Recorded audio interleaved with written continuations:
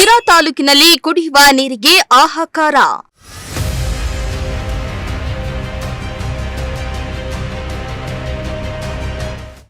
ಪಂಚಾಯಿತಿ ಮುಂದೆ ಖಾಲಿ ಬಿಂದಿಗೆ ಹಿಡಿದು ಗ್ರಾಮಸ್ಥರ ಆಕ್ರೋಶ.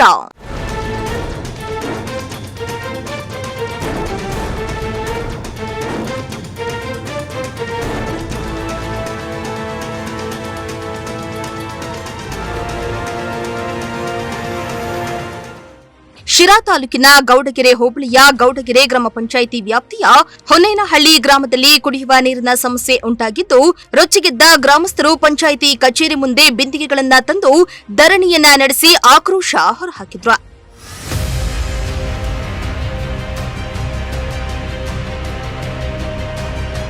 ಇನ್ನು ಬೇಸಿಗೆ ಆರಂಭವಾಗುತ್ತಿದ್ದಂತೆ ಶಿರಾ ತಾಲೂಕಿನ ಹಲವು ಭಾಗಗಳಲ್ಲಿ ಕುಡಿಯುವ ನೀರಿನ ಹಾಹಾಕಾರ ಶುರುವಾಗಿದೆ. ಅದರಂತೆ ಹೊನ್ನೇನಹಳ್ಳಿ ಗ್ರಾಮದಲ್ಲಿರುವ ಹಲವು ಬೋರ್ವೆಲ್ಗಳಲ್ಲಿ ನೀರು ಬಾರದ ಕಾರಣ ಕುಡಿಯುವ ನೀರಿಗೆ ಸಂಕಷ್ಟ ಎದುರಾಗಿದ್ದು, ಈ ಬಗ್ಗೆ ಕಳೆದ 1 ತಿಂಗಳಿನಿಂದ ಗ್ರಾಮ ಪಂಚಾಯಿತಿಗೆ ಮನವಿಯನ್ನ ಸಲ್ಲಿಸಿದ್ರೂ ಯಾವುದೇ ಕ್ರಮ ಕೈಗೊಂಡಿಲ್ಲ ಎಂದು ಗ್ರಾಮಸ್ಥರು ಆರೋಪಿಸಿದ್ರು. ಕೂಡಲೇ ಸಮಸ್ಯೆಯನ್ನ ಬಗೆಹರಿಸುವಂತೆ ಆಗ್ರಹಿಸಿ ಖಾಲಿ ಬಿಂದಿಗೆಗಳನ್ನ ಹಿಡಿದು ಘೋಷಣೆಯನ್ನ ಕೂಗಿ ಪ್ರತಿಭಟನೆಯನ್ನ ನಡೆಸಿದ್ರು.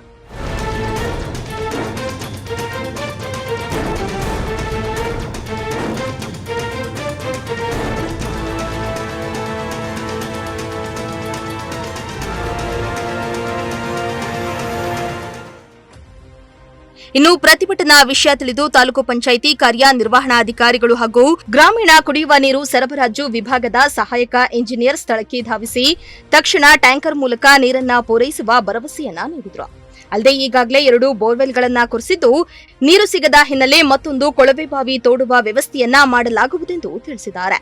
ಬಳಿಕ ಅಧಿಕಾರಿಗಳ ಭರವಸೆಯ ಮೇರೆಗೆ ಗ್ರಾಮಸ್ಥರು ಪ್ರತಿಭಟನೆಯನ್ನ ಹಿಂಪಡೆದಿದ್ದಾರೆ. ಶ್ರೀಮಂತ ಪ್ರಜಾಶಕ್ತಿ ಟಿವಿ, ಶಿರಾ.